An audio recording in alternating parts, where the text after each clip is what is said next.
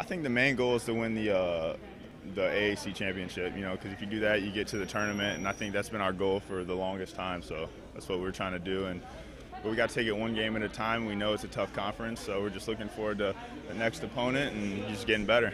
The fan section, win, lose, or draw, they screaming, they chanting, they're there.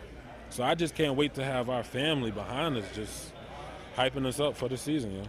It's been a long summer, long off season. We grinded every day, and we didn't have a crowd in the summer. It's just us playing. So now we're finally excited to get in front of people and actually play. We're preparing for it more mentally than physically.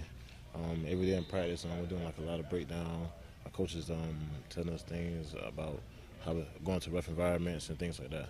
That's all Coach preached this year is defense. Defense is everything. We come in, we do defensive drill the whole time. We do the little 20 slides thing across.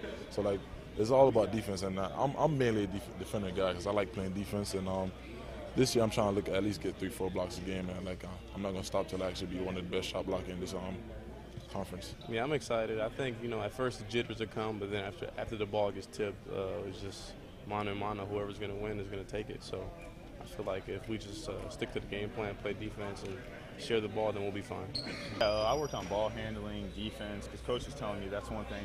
Defense will help me stay on the floor.